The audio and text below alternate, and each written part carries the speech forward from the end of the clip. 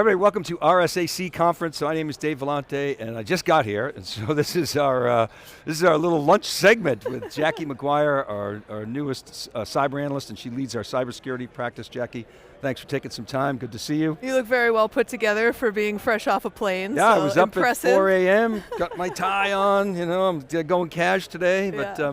so listen, I'm really excited to have you on. Yeah. I wanted to start with the basics. So I think about let's start with the threat, because that's where everybody likes to start. Yeah. I think about the pyramid. So at the top of the pyramid, we've got nation state actors. Mm-hmm. Not a lot of them, but boy, they know what they're doing. And then And we might be antagonizing some of them, I don't know. yeah, maybe. Actually, I say there's not a lot of them. There actually are a lot of them, but in the Yeah. grand scheme of things, they're There's only relatively 3 or speaking- 4 Right, okay. So we'll come back to that. And then in the middle, we got organized crime. Mm-hmm. So there's more of those, maybe not as sophisticated. And then down below, you got the hackers, the hacktivists, and they can cause a lot of trouble. They're not as sophisticated at all, Yeah. but there's a lot of those guys. Yeah. And so, but what my understanding is that AI has sort of democratized that a little bit, Yeah. and taken a lot of the intelligence from the top of the pyramid, and it's like floating it around, and that's changed everything. Mm-hmm. Is that an accurate sort of depiction? And then let's dig into what's happening in your world, in the practitioner community. How are they handling that? Yeah, so I think there's a really interesting, another layer just under nation state actors that often goes overlooked. And so some of these big like texting scam and all of that is actually forced labor also coming from nation state actors. So China's a big one that has a lot of forced labor. They literally have people sitting in these massive rooms doing these, like doing the texting scams, and so that's another whole layer of, it's kind of nation state, but sometimes it masquerades as private hackers. And so, look, I think if we take a huge step back, to me, this whole thing goes back to cyber resilience. So we've had this massive migration to the cloud. Almost everybody's using Amazon, Microsoft, or Google's computers now, right? They're not using their own computers. And while that has really accelerated innovation, it's also created these very critical kind of linchpins in our entire compute. So if you think about your security stack, probably 3/4, 80% of your security stack's running in the cloud. So when I think about nation state, that's where I go is, all right, we have just a couple very huge linchpins within our whole architecture that would be really nice to go after. And then the next layer down from that is, depending on what statistics you read, depending on how important endpoint protection is to a vendor, 70 to 90% of attacks still originate at the endpoint with people doing people things that they shouldn't be doing. And so I think you have, on top of the spray and pray has always kind of been what typical crappy hackers do, right? They just spray as many attacks to as many places as they can and hope one of them works. AI is accelerating that at an exponential pace, right? So you can use this to translate threats into different languages, to like automate going through phone numbers. So there's a lot of things that AI has automated on the attacker side. But then I also think that it's creating an enhanced focus on critical infrastructure, which is another place we're seeing a lot of investment by nation state actors and compromise, in that we're all starting to rely on AI, and that's creating, if somebody were able to actually disable Amazon's West Coast servers, think about how many things in your security stack would stop working. And so, yeah, I think AI has both opened up and democratized hacking, but it's also really left us even more vulnerable to the really good hackers who are hacking really critical stuff. So that gives some credence, and I'd love your thought on this, to the near-Zook premise, Mm-hmm. which is basically everything that we've had in terms of security architectures. You can pretty much throw it away, because we used to be able to handle the 1%, we stopped the 99%, and then the 1% humans could kind of handle. Now they can't anymore because they're being overwhelmed by automation, so you have to fight automation with automation, so you have to rewrite your security stacks. Now, of course, that's the vendor saying you got to buy our stuff, but they claim, Palo Alto that is, that they've had to do a couple of rewrites actually, I think. Mm-hmm. They don't talk about the first one, it didn't go so well. But then I think they did another redo, and their argument is, we're an AI company, and of course, there are other AI companies as well, but is that premise valid, or is that just sort of good vendor marketing? All of the companies who are AI companies now were XDR companies, they were SOAR companies, look, I may have accidentally told one of the leadership at the company you just referenced that XDR was a marketing term, not a technology. And I believe that. Are they AI companies in the sense that they are currently marketing and selling AI? Yes. Are they AI companies in the sense that a predominant amount of their revenue is coming from that? Absolutely not. And I worry because in security, we up until about 2 years ago, you heard security budgets are basically unlimited. We just can't buy the right things with them. We can't get our shit together. And now I'm worried that we've already started to see that pull back on, okay, budgets aren't unlimited anymore. And if we start to deploy AI in stupid ways, when we hit this trough of disillusionment, what I really worry about is all of these, we're an AI company now. What's going to happen to that brand when AI disillusionment hits? And the other thing that really bothers me is that if I'm using, you said Palo Alto, so if I'm using Cortex XDR and I'm not using the AI built into it, but a bunch of other people are, I'm paying for that. Because most of these AI companies, AI tools, the AI is free. And we all know AI is not free from an economic perspective, from an environmental perspective. And so one of the other things that I, being very cynical, hate is I'm paying for people to screw around with AI when it's not necessarily adding value. So I've yet to see one of these companies parade a CISO out on stage that says, because they have AI did this for me, it made this detection, we caught this 0-day, I just haven't seen it. So once I start seeing these crazy use cases being presented at DEF CON of like, this is how AI actually helped our SIM catch a nation state actor, maybe I'll buy into it. Until then, it's a marketing term. I was struck by, so I have so much to cover with you, so I was struck by something that John Olsek published before RSA, his piece, and he talked about, has anybody else noticed that network and security are coming together? And of course that's sort of Cisco's whole rap, and that's their of course it is, why wouldn't they take that route? And then I listened to someone like George Kurtz say, yeah, the network is just a highway. The bad guys go down the highway, and then to attack, where do they go? Something you said before, they go to the endpoint. Mm-hmm. And so having that endpoint visibility and the whole agent discussion, agents, not agents, security posture management. Before we went on, you were talking about Wiz as a company that actually has the marketing chops and the technical chops. Yeah. Others say, oh, that Wiz is posture management, everything's now posture management. Help us squint through all that mumbo jumbo. Yeah, so what we were talking about with Wiz is I said, one of the things I'm really interested about at RSA is that there are companies, so I might be biased, I met with Island earlier, and Island is this enterprise browser, this secure enterprise browser that essentially just stops threats at the browser level and enables you to do things like say, okay, my employees can access LinkedIn, but they can't use the messaging on LinkedIn, and they get down to that fine grain of detail. And so there are companies like that I feel like are doing really cool things and don't have the brand awareness they should. I'm like, I know who you are because I love the tech, but you just, like, what is it? But then there's other companies like Wiz, and I think one of the reasons that Google coughed up another $9 billion when they went to Wiz with 24, I think, or 23 the first time, and then came back with 32, they're buying marketing, and I'm the millennial whisperer, they're buying millennial marketing, because the thing that Wiz does so well is marketing to millennials through experiences. Millennials love experiences, and walking into a Wiz booth at RSA is an experience. It just, the whole thing, the Wizmart, the looking like a Meow Wolf exhibit. At parties. Yeah, exactly. Yeah. And so, it's interesting to me to see that there are companies that have great tech, and for some reason the marketing just isn't, whether it's I don't know. And then there are companies that have great marketing, but the tech is not really there. And we can all think of a few of them who've spent, 7 figures at trade shows and then disappeared. And then there's a Wiz. And it's what I'm really interested is talking to the vendors who are finding that apex of great technology and the right messaging at the right time for the right users. And that it's like alchemy. It's such a hard thing to figure out. And so I want to talk to more companies because I view the analyst role changing as data gets democratized. We used to charge for surveys.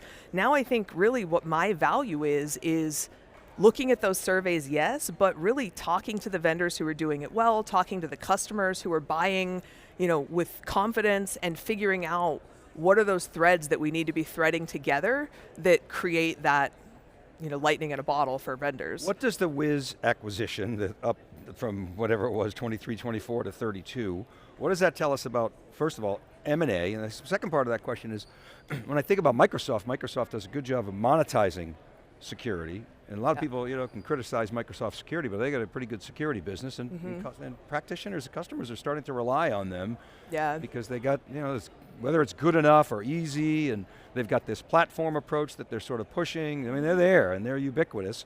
But now Google, with Mandiant and Wiz, even though that acquisition hasn't gone through, we'll see if it does, with the government trying to put a bullet in their head, or at least break them up. So how do you see that playing out? Is it a signal that Microsoft, that Google is trying to be more like Microsoft? Of course, they got applications, they're more up the stack, they're really trying to build a business around security, which is not a bad business to build. And then you've got AWS, which really doesn't heavily monetize security. Maybe you pay for a little security lake here or there, but it's not like not the same way they market EC2, for example, or storage. So how should we think about the hyperscaler landscape, and what does the Wiz acquisition tell us about those two things? M&A, picking up again, and the hyperscalers' posture toward, no pun intended, toward monetization. Yeah, so I think those three companies have very different cloud businesses. So AWS's cloud business is driven by multiple things. A lot of it is the cloud compute. Google's cloud business has been driven primarily by workplace. So the vast majority workplace and personal storage. And then you have Microsoft, who kind of sits in the middle, but my understanding, and someone at Microsoft, you're welcome to brief with me if this is not true, is that a decent amount of the growth in Microsoft security products has been bundling it with their cloud offering, and Microsoft has been very aggressively pursuing cloud transitions away from AWS. So I think they've been bundling a bunch of their different offerings, including cloud security, into a cloud offering, because I think their growth was, when we saw, it was probably starting like 18 months ago, the growth in Sentinel, we were like, wait, what? And also in Azure. So the Wiz acquisition tells me a few things. The Mandiant acquisition was bizarre, because I've always looked at Google like a toy store. They're like Spencer's Gifts, right? Like, you go in there and you use Google Workplace because you've used Google since 2006 for your personal stuff, and it just feels natural. And with everybody having MacBooks now, and the tech community being somewhat anti-Windows, don't at me, it's easier to use Google Workplace. So I think when they bought Mandiant, it was like, how are you a toy store that's trying to sell armed guards? And so I think when they bought Wiz to sit in the middle, it made more sense to me, because it was like, okay, here's the toy store, here's like the metal detectors at the front of the toy store, and then here are the armed guards in case somebody gets through the metal detectors, right? And so I know this is a really shitty analogy, but that's kind of how I look at it. So I think a few things. One, Google is going to have to start accepting they can't physically build the infrastructure to compete with Amazon or Microsoft on compute. I don't think that they're offering, even with Gemini, they are never going to compete with an AWS just on a straight compute basis. Even with their two TPUs and all that, I just don't, even from the ability to build the data centers that it would require to scale up compute to the degree that Amazon has, or even lease the space, I just don't see it. But what Wiz does get them is a piece of both of those clouds, right? So if you're going to get a piece of everything going through AWS through Wiz, you're going to get a piece of everything going through Azure through Wiz, so it gets them access to multi-cloud, which is really important, and we've seen them make a handful of strategic acquisitions in that direction, and it gives them more compute to charge on than they've had thus far. I just want to push on something you said, because doesn't Google, I think Google, because of search, has this massive data center infrastructure and undersea cables and huge network and all that other stuff. And what I learned, it was interesting at Google Cloud Next, is that as every whatever 1% that they save on that side of the house, it frees up data center capacity for Google Cloud, so they don't have to go out and find a location. See, you saw Microsoft dialing down some of its leases, both for external leases and its internal build out. So, well, that's great news for Google, because their search business is dying, because millennials don't. Well, they had a pretty good quarter though, Jackie. They did. Maybe it's a dead cat bounce. Yeah. There's a couple things going. I want to personally complain to Google with my airtime, because one, Gemini has made Google search results trash. Google used to have some of the best search results. You could almost always count that after the couple sponsored results, the first 3 things that came up in your results were the right things. That has completely gone away with AI. But isn't that fixable? It is. Like if they put somebody who really has a product mindset on that and said, stop giving me Gemini pop-ups and just make it a great experience. But it is, and that's what I guess, but millennials also, and this is one of the things that Wiz actually said, and the head of growth marketing at Wiz says all the time, hey Mara, that for millennials, social media is this new search engine. Millennials do not Google anything. They go to Instagram, they go to TikTok, they go to Reddit, and they Google best blah, even for work. And so yes, if Google wants to survive, if Google wants to continue to compete, they have to fix search, and they have to find a way to draw millennials back into search with a more experiential search process. So the Gemini summary at the top is almost always wrong. The links it links to are almost always old. And so yes, I think that Google has a great opportunity in front of them. I just don't understand the product vision behind search, because when they need to be attracting more millennials who are not using search anymore, it seems like the results are, it's a much different. I think they're going to figure it out. Here's why I think that, because they'll make a lot of mistakes. Gemini's good. It can be really good. I mean, it's, see the benchmarks, it's top of class. The independent product is great, just the integrations into the rest of Google are trash. I think what they need to do is step back and say, okay, where are we making money? Because I think they're afraid. It's the classic innovator's dilemma, but if they can identify the monetization points in that whole Google playground and insert AI, Gemini, in the right places and Vertex for the developers, I think they will figure, I mean, they've got all the piece parts. I mean, it's shame on them if they blow it. Well, I prefer Gemini. I am a Google simp, so just to be clear, I've had an email address with Google so long that it has the word shit in it. Like, that is how long I've been a Google customer, since before they validated their email addresses. And so I have owned every Android since it was Motorola Droid. I love Google. I am such a Google simp. But yes, I really would love for them to get their Gemini integration into products down. The same thing, Google, if you have an Android phone and you try to use Google, Google Assistant and Google Gemini are still 2 different things. So some of the automated actions you would use Gemini for on your phone don't work. I love Google, and I really, really hope that one, the Wiz acquisition goes through so they can build an actual coherent security product at Google, which is something that they've really struggled with. And 2, they fix the way they're integrating Gemini so people can see what a good product it is, because almost every version of GPT, the last several rollouts, I found Gemini preferable to ChatGPT. So I think they have a great opportunity. Okay, let's get back to cyber. Yeah. Where do you land on the argument of, Nikesh Arora called the end of best of breed? The best of breed era is over, however you want to say that. It's all about platformization, his term. I think you got guys like CrowdStrike partnering up with the Oktas of the world and Zscalers to maybe have some plug-in kind of thing. Maybe it's not that simple, but that's their platform approach. Both seem viable, and then you got guys like Wiz, who are the shiny new toy, best of breed, and it just seems that, well, from the data we have from the recent survey data, it's certainly nobody's reducing the number of vendors in their security stack, or that's not obvious in the data, but we've started to see a slowdown in the rate of increase. And so maybe that's a sign that consolidation is beginning to happen, is going to happen. Where do you land on this? Yeah, I hate to talk about millennials again, but I do think, I don't know that I would say best of breed is going away, but I do think that buyers under 45 have very little brand loyalty. So I think I actually met with a large tech company last week, and they're like, we're this company, people obviously trust us. And I said, I don't know that for people under 40 that's actually true, because the world is changing every 90 days right now. And so while as a security person 10 years ago, I wanted the brand I know has worked for 20 years, now I'm like, I want the brand that I know can keep up with the rate of change and all the crap coming at me. So I do think platformization is where we're going, but I still think vendors are trying to do vendor-led platformization, where the vendor builds the platform and then tells you how to use it. What I think we're going to need is consumer-led platformization, where the consumer presents you with their tech stack and you help them create the platform. So I'm much more bullish on the intelligent abstraction layers, because I I think platformization is kind of like trying to create a multivitamin for everybody in the world. It's like there's a reason there are men's multivitamins and women's multivitamins and kids, is like everybody needs something different.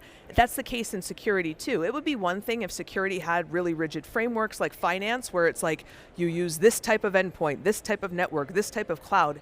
No two security stacks are the same. There are literally no two enterprises that have the same stacks. And so I think we're going to go to a consumer-led platformization where the abstraction layer is the platform.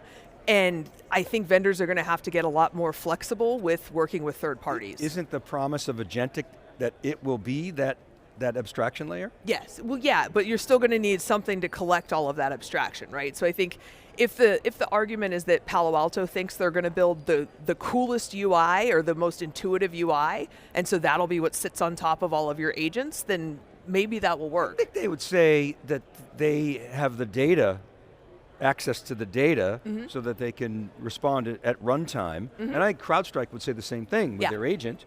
We capture the data once, and then build 1 million modules, 29, and it's ready to go. All you do is turn it on. And it's interesting, in one of the survey results here from ETR, they said if you can completely rebuild your cybersecurity stack, I don't know if you saw this, what one product or vendor would you most prioritize? And the number one product was, well, we want features, not product. And the features were MFA and identity, EDR, XDR, and then the third one was what I called the Grail platform. They want that platform, but they don't necessarily see it yet. Like Palo Alto, and sorry Nikesh, but Palo Alto's a good example. They say they're a platform, but Palo Alto's XDR uses a different data format and schema than their SIM product does. So you can't be a platform. Tell me that's not true. So they can talk in common languages. You gave me that, and I couldn't go deep enough to defend that statement. So let's poke at that a little bit. The data schema they use, and this is from a year and a half ago. So when I worked at Cribble and we were building integrations for Palo Alto, one of the difficult things about building those integrations is that several of their products use different data formats. And this is the case for almost all legacy, even CrowdStrike, all of these security vendors who have done growth by acquisition. Acquisition does not a platform make.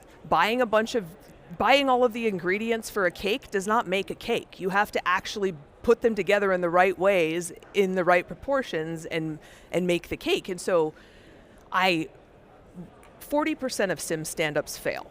That's the current statistic. And it's not because the SIMs don't work, it's because they don't work out of the box.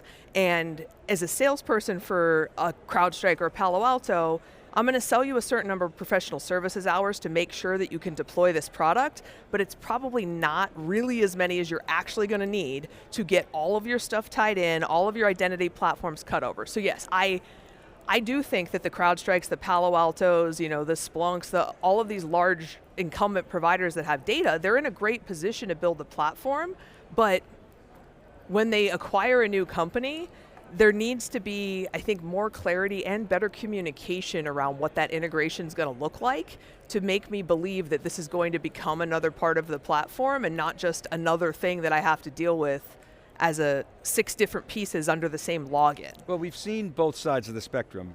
More often, we've seen a bevy of acquisitions create integration hell. I mean, you certainly saw that at EMC, IBM.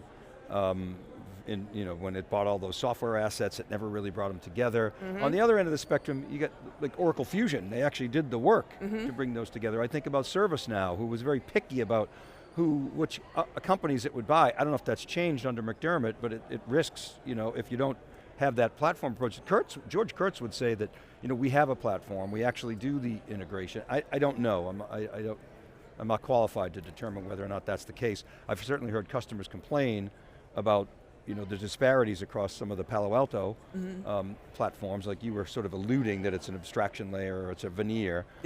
So ultimately the market's going to reject that. It's really your point. Yeah, and I think a few things are going to happen. I think one really great use of AI is discovery, because you can't really protect what you can't see.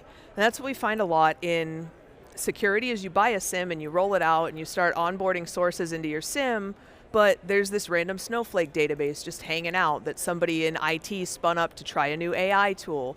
And so that's the place where I'm like, I don't want an AI like assistant in CrowdStrike to tell me what my log. I want an AI assistant in CrowdStrike to be like, hey, you don't have EDR on these 450 endpoints that should have EDR on them, because that's a lot of times it's like the compromises happen in things we didn't even know were out there. So we were talking before we started about, shadow AI is the new shadow IT, and I guess we're going to need AI to find AI, because yeah, the best platform in the world, if not all of your data is going into it, it doesn't work. That's what the adversaries are doing, right? Yeah. Like, show me all the open internet points and which ones aren't protected, and I'll put automation on it. Yeah, and if I've got a 10-person security team, I'm probably not out there actively red teaming myself. I'm probably not out there. And so that's where some of the AI-enabled red teaming, if I could say, hey, CrowdStrike, AI, red team me for me, and that's where I think, some of the AI things are going to go. I think within the next 5 years, almost all organizations with less than 5,000 employees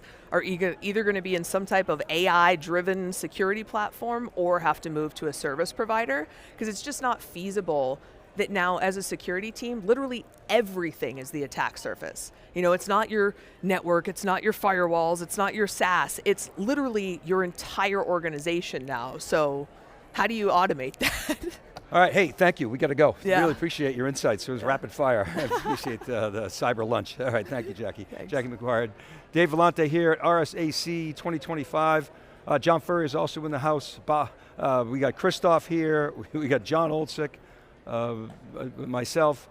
Rob Strechay is popping in for a day, and the whole CUBE team. So stop by and see us in Moscone West. We're right back right after this short break.